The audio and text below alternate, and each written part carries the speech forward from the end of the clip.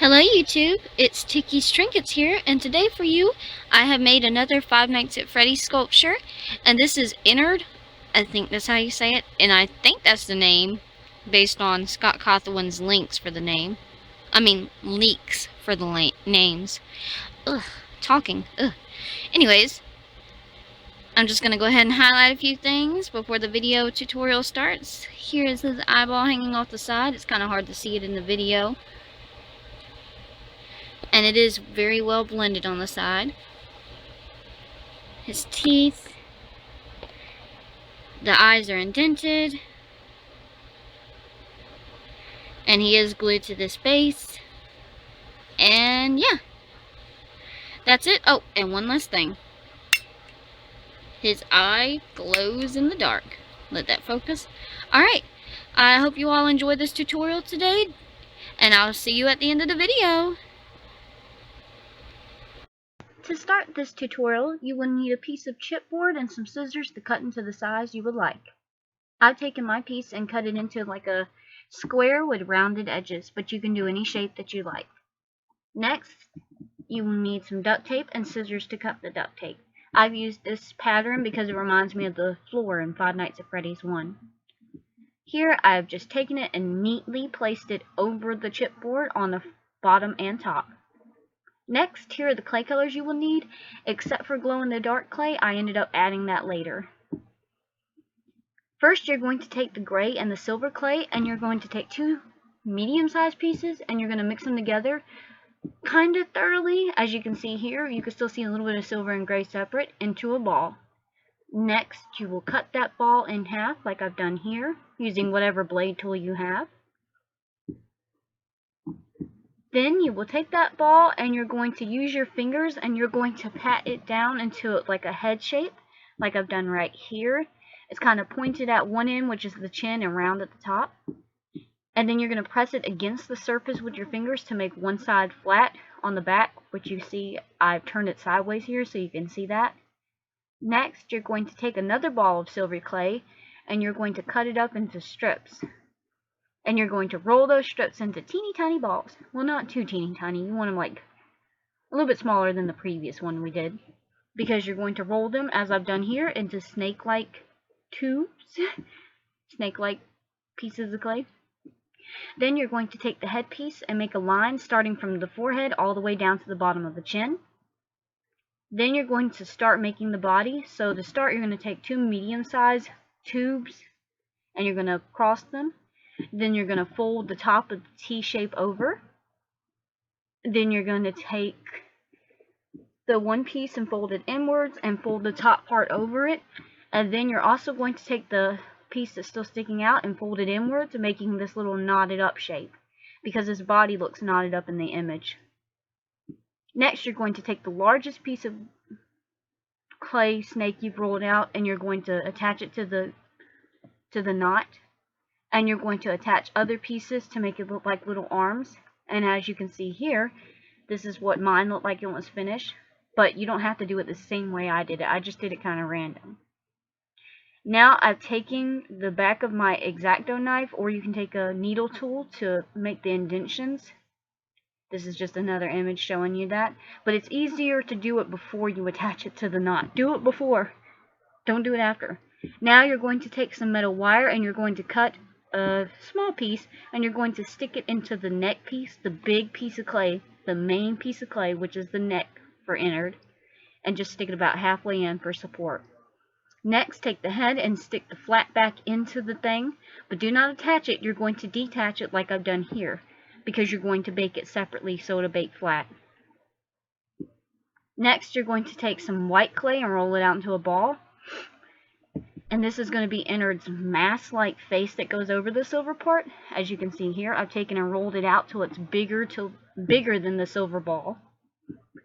Then you're going to take some kind of round tool like this, and you're going to indent to make it where the cheeks kind of puff out at, to make an indentation.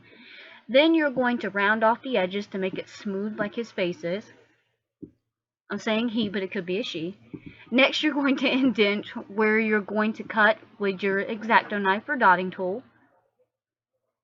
Then you're going to cut those pieces, save that white clay, you might need it later.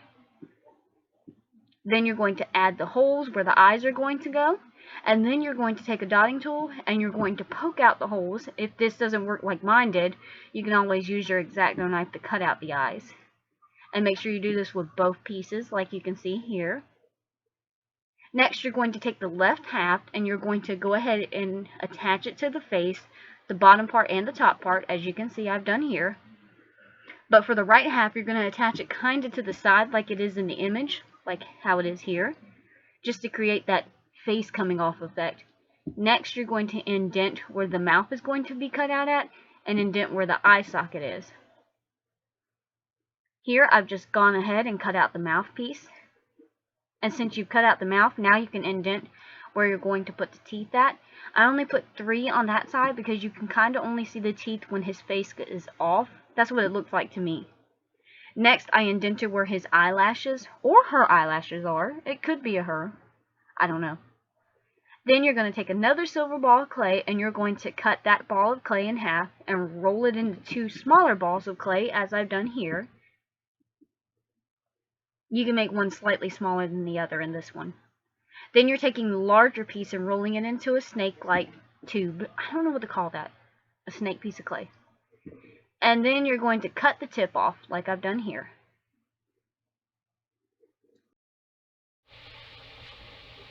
Here I just wanted to insert a video to show you what I've done to the eyeball.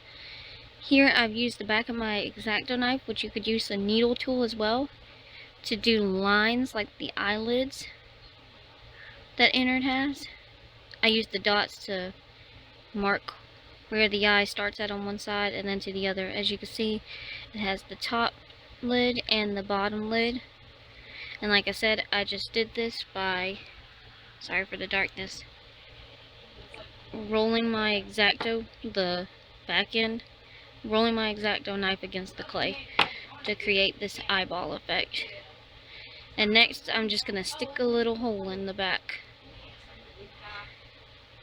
on the side that's not going to be your eyeball. I like the side, which side do I like better? I like this side better. There we go. So on the other side, I'm going to put a hole so I can insert that. Alright. Here you can see where I have inserted the hole that I said I would in the video, and I've rounded off the non-flat end of the snake clay. Then I took that little pointed end and I shoved it into the hole. To secure it, you can use some crafting glue.